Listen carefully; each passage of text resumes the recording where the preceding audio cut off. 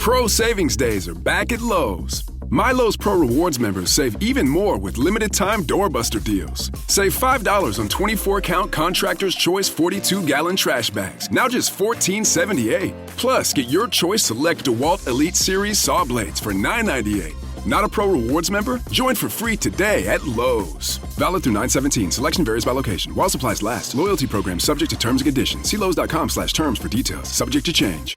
This episode contains descriptions of graphic violence, home invasions, and the murder of a father in front of his children. Listener discretion is advised.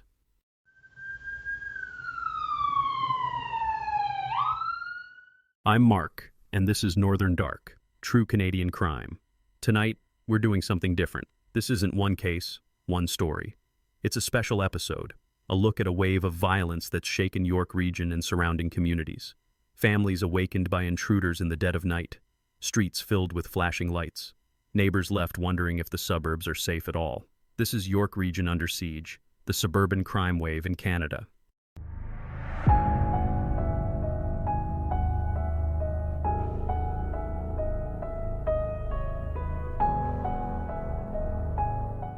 August 31st, 2025, just after 1 a.m. in Kleinburg, Vaughan. Inside his home, 46-year-old Abdul Aleem Farooqi confronted intruders who forced their way in through the garage. Moments later, he was shot dead in front of his 4 daughters.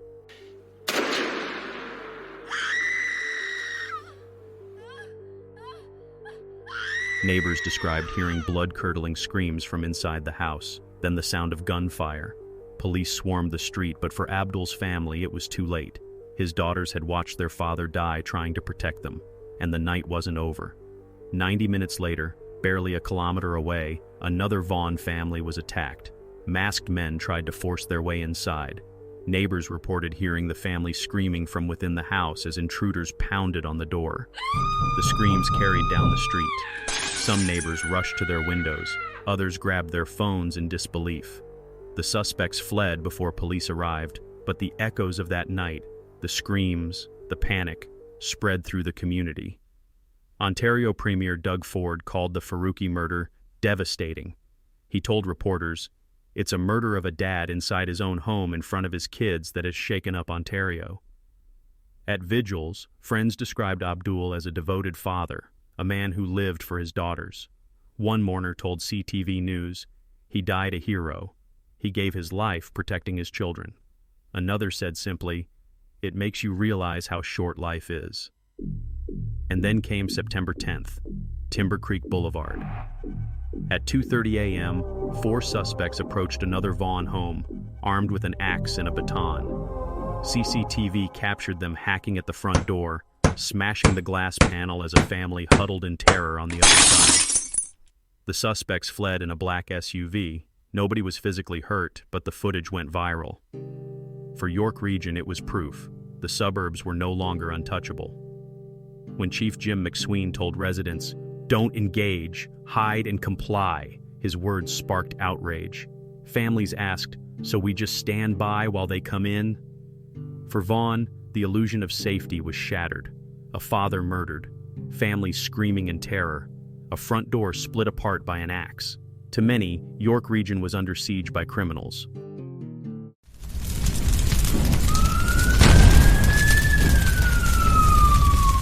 September 1st, 2025, Richmond Hill. Just after 3 a.m., the quiet of Skywood Drive was shattered. Neighbors woke to explosions. One resident told CBC it sounded like a car had blown up. But when they looked outside, they saw flames consuming an entire house. Inside were families fast asleep. Firefighters rushed to the scene, pulling people from the wreckage. But for 2 victims, it was too late. An 11-year-old boy was pronounced dead that morning. Days later, 24-year-old Halia Bahari Kashani also succumbed to her injuries. York Regional Police confirmed what neighbors feared. The blaze was no accident. It was arson, a deliberate act that turned a home into a weapon, and children into victims. One witness told reporters the sound of relatives screaming on the lawn as they realized a child was trapped inside will haunt them forever. In the days that followed, the community gathered. YorkRegion.com reported vigils where neighbors stood in silence, holding candles, clutching one another. Some wept, Others were angry. One speaker said, "We are grieving together because this loss belongs to all of us." But behind the grief was a new fear. Was this random, or was it connected to the string of violent crimes sweeping through York region? Police haven't named suspects. No motive has been released. But the questions remain.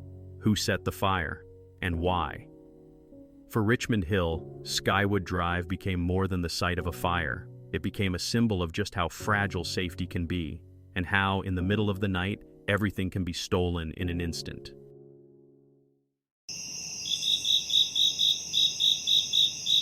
September 10th, 2025. Bowmanville, Ontario. Around 9:15 p.m., a woman pulled into her driveway. Two men rushed her car, knives drawn, forcing her from the driver's seat. She dialed 911. The recording is chilling. Her voice shakes as she cries, "He's got a knife!" The suspects chased her into the garage and then into her home. Inside, her family screamed as they ran for cover. Neighbors later said they heard shouting and feared someone was being killed. By the next day, Durham police arrested two suspects, one just 16 years old, the other 21. Both were charged with robbery, weapons offenses, and home invasion. The speed of the arrests was praised, but the fear remained. One neighbor told CTV, "We've lived here 20 years. We never thought this could happen in Bowmanville." That night proved geography didn't matter anymore. Vaughan, Richmond Hill, Bowmanville. Violence had spilled across the GTA, reaching families who thought their homes were safe. September 2025, Markham, Ontario. A violent home invasion unfolded that would leave one man shot, a woman kidnapped, and a community in shock. York Regional Police say a group of intruders forced their way into a Markham residence in the early hours. Inside, chaos erupted. A man was shot, left seriously injured, while a woman was dragged from the home and forced into a waiting vehicle. The woman was driven away as neighbors watched flashing police lights flood the quiet street. Hours later, she was located by police and brought to safety. The man who had been shot was rushed to hospital in critical condition. Within days, investigators made arrests. 2 men and 2 teenagers were charged in connection with the attack. Police allege the group targeted the home and carried out the invasion with weapons, intent, and coordination. But the story didn't end there. Only weeks later, another shocking development rattled Markham. A 12-year-old boy, already facing charges for violent offenses, was released on bail. York police say the boy was one of several young offenders linked to shootings in the region, including the Markham home invasion. For residents, it was almost too much to process. A father of 4 had been gunned down in Vaughan just days earlier. Now, in Markham, families were facing the same nightmare. Armed intruders storming their homes, people shot, loved ones kidnapped. And some of those accused were not hardened gangsters, but children barely into their teens. One family told CBC they were traumatized, saying they had become paranoid about every unfamiliar car on their street. Police Chief Jim McSween said it was exactly why bail reform was urgent, warning that repeat offenders, even those as young as 12, were being released only to reoffend. Ontario Premier Doug Ford called the situation a disaster in the justice system. York Region councillors described the cases as proof that suburban families could no longer feel secure in their own homes. The Markham invasion wasn't an isolated crime. It was part of a pattern. Violent break-ins tied to organized networks, repeat offenders back on the street, and now, even preteens caught up in the cycle. Markham had become another front line in a crime wave spreading across York Region, where the line between suburban calm and violent chaos was shattered overnight. August 18th, 2025. Lindsay, Ontario. A man carrying a knife and a crossbow forced his way into a home. Inside, resident Jeremy David McDonald fought back. A struggle erupted. When police arrived, the intruder was subdued. But McDonald was the one taken away in handcuffs, charged with assault. The charges ignited outrage. Friends insisted anyone would have done the same. Petitions circulated demanding the charges be dropped. Neighbors described him as a hardworking man punished for surviving. The case struck a nerve across Canada. If someone invades your home with a weapon, where does self-defense end and criminal liability begin? Conservative leader Pierre Poilievre seized on the case as an example of a broken system. At a news conference, he said, Jeremy McDonald should never have been charged. He promised to amend the criminal code so that when an intruder enters your home, any force used in defense would be presumed reasonable. Ontario Premier Doug Ford also weighed in, calling the situation unacceptable. He said it showed how badly the justice system needed reform, adding that too many innocent people were being put at risk while violent criminals were allowed to reoffend. Ford had already called the justice system a disaster. Now, the Lindsay case gave his words a face. A homeowner criminalized for fighting off an armed intruder. The reactions captured the divide. The conservative leader pushing for sweeping changes to self-defense laws, Ford demanding bail reform and tougher consequences for violent offenders, and Canadians caught in the middle, left to wonder whether the law protects them or the people breaking into their homes. Since 2015, violent crime in Canada has climbed nearly 40%. The Violent Crime Severity Index peaked in 2022, eased slightly in 2023 and 2024, but it remains far higher than a decade ago. In Toronto, residential robberies jumped nearly 50% in 2025 compared to the year before.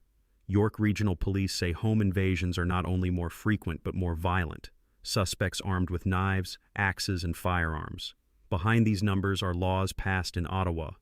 Bill C-75 in 2019 overhauled bail to reduce delays, but critics argue it made it easier for repeat offenders to walk free. Bill C-71 in the same year tightened gun laws, longer background checks, record keeping. Advocates called it necessary. Critics said it punished lawful gun owners while gangs trafficked illegal firearms. Bill C-5 in 2022 repealed mandatory minimums for certain drug and firearm offenses.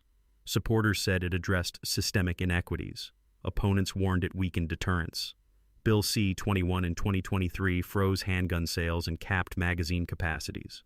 It was praised by some, dismissed by others as symbolic, while smuggling pipelines continued. None of these bills mentioned home invasions. But critics argue the combined effect has been to make it harder to keep dangerous offenders behind bars. Ontario Premier Doug Ford has been blunt. Too many innocent people have been hurt or killed by violent criminals who should have been behind bars, but were out on bail. This has to end. Enough is enough. In July, he added, I'd love to see mandatory sentencing so when someone breaks into your home, puts a gun to your head, terrorizes your neighborhood, they don't get out on bail after being out on bail 5 times. Conservative leader Pierre Poilievre has echoed that call, promising a new bail reform bill this fall. His proposal would create a new category of major offenses, including home invasions and firearms charges, where the accused must prove why they deserve bail. He also wants judges to consider an accused person's full criminal history before granting release. Meanwhile, new cases keep emerging. On August 14, 2025, a 12-year-old boy, already out on bail for violent offenses, allegedly shot someone outside a Markham home. The victim's family told Global News they are now paranoid of every stranger, every unfamiliar car parked on their street. York Regional Police Chief Jim McSween said it was proof that bail reform can't wait. And Ford's response was sharp. It's a disaster right now in the justice system. The numbers show violent crime rising, the legislation shows a justice system straining, and the families, from Kleinberg to Markham, show the human cost of getting it wrong. On September 11th, 2025, Conservative leader Pierre Poilievre stood outside a Vaughan, Ontario home fortified with $100,000 in security upgrades. His backdrop is no accident. This is a neighborhood shaken by a wave of home invasions. Beside him stands Naeem Farooqi, the brother of Abdul Aleem. His words pierced through the politics. I just want people to recognize that this can happen to anyone. And my brother died a hero in the most noble way. At the same event that Aleem spoke about his brother, Poilievre used the moment to unveil his Jail Not Bail Act. His plan would overhaul bail laws by creating a new category of major offenses, including home invasions, firearms charges, and human trafficking. Anyone accused of these crimes would face a reverse onus, forced to prove why they deserved release. And he went further. Pointing to the Lindsay crossbow case, Poilievre declared, Jeremy McDonald should never have been charged. He pledged to amend the criminal code so that if an intruder enters your home, any force you use to defend your family will be presumed reasonable. Supporters called it common sense. Critics warned it risked encouraging vigilantism, creating a culture where reasonable force becomes dangerously subjective. But Poilievre's message was clear. Under his leadership, the presumption would fall in favor of homeowners, not intruders. In Ottawa, the tone was different. Liberal Minister Sean Fraser pushed back. This isn't the Wild West. It's Canada, he said. His words were meant to calm, but for families reeling from recent tragedies, they landed as dismissive. Fraser later acknowledged the justice system is under strain. He promised bail and sentencing reforms were on the way, but not immediately. First, the government would table hate crime legislation. Bail and sentencing would follow. We are listening to premiers and police, he told reporters, but reforms must balance community safety with fundamental rights. For critics, that sounded like delay. For supporters, it was a reminder that justice in Canada is built on careful, incremental change, not quick reactions. Meanwhile, Ontario's police associations say time is running out. In a rare joint statement, the Police Association of Ontario, the Ontario Provincial Police Association, and the Toronto Police Association demanded urgent federal action. They pointed to repeat offenders rearrested within days, sometimes hours. One Toronto example drove the point home. During a routine bail compliance check, officers walked straight into an active shootout. 16 guns were seized, 23 arrests made. By sheer luck, nobody was killed. PAO President Mark Baxter put it plainly, how many more incidents must occur before the federal government recognizes the urgent reality on our streets? Ontario Premier Doug Ford echoed the frustration. He said, the system is broken. This is absolutely ridiculous how these judges keep letting people over and over and over again. By the time they get arrested and get out, it's the next day. Ford has also called for mandatory sentencing. I'd love to see mandatory sentencing so when someone breaks into your home, puts a gun to your head, terrorizes your neighborhood, they don't get out on bail after being out on bail 5 times. Premier Ford is one of many premiers demanding mandatory sentences for violent repeat offenders. Police associations warning of chaos. Fraser promising balance and restraint. Poilievre promising sweeping reform and homeowner protection. The voices are different, but the message is the same. The system, as it stands, isn't working. And for families in Vaughan, Richmond Hill, Bowmanville, Lindsay, and Markham, that's not a debate. It's a daily fear. That last segment really shows it, doesn't it? The politics, the press conferences, the promises. But meanwhile, people are just trying to sleep safely in their own homes. Exactly. And I couldn't stop thinking about Aleem Farooqi, standing there beside conservative leader Pierre Poilievre, saying his brother died a hero. That wasn't political, that was grief. That was a family trying to make sense of the unimaginable. And then you have Sean Fraser saying, this isn't the Wild West, it's Canada. Maybe he meant it as reassurance, but when you've just heard a father was murdered in front of his kids, it doesn't feel reassuring. It feels out of touch. Right? And on the other side, Pierre's promising sweeping bail reform and protection for homeowners who fight back. Some people hear that and say, finally. Others worry it goes too far. And Ford, he's basically saying, enough is enough. Keep repeat offenders behind bars. So, who do people believe? The premier who calls the system a disaster? The police association saying it's broken? Fraser saying reform is coming, but slowly? Or Pierre standing with grieving families, promising immediate change? And while they argue, communities are left to deal with it. The neighbors in Bowmanville who said, we never thought this could happen here. The family in Markham who are now paranoid about every car on their street. Parents double locking doors, group chats buzzing with warnings. That's the reality people are living with. It's more than politics. It's about trust. Can Canadians trust that when someone commits a violent crime, they won't be back on the street the next day? Can they trust their government to keep families safe? Because right now, a lot of people don't. And that's why episodes like this matter, because safety isn't just a headline, it's a lived experience, night after night, for families across York Region and beyond. Thank you for listening to Northern Dark, True Canadian Crime. We hope you enjoyed this episode and that you can take something from it. Reach out to your local MP and MPP and let them know you want criminal justice reform. It's your right as a Canadian to be heard. If this episode resonated with you, share it with someone you know. Leave us a review on Apple Podcasts or Spotify, subscribe on YouTube, and follow us on social media at Northern Dark TCC to join the conversation. Your support helps us keep telling these stories and ensures the voices of victims are never forgotten. See you next Monday. Until then, take care of each other.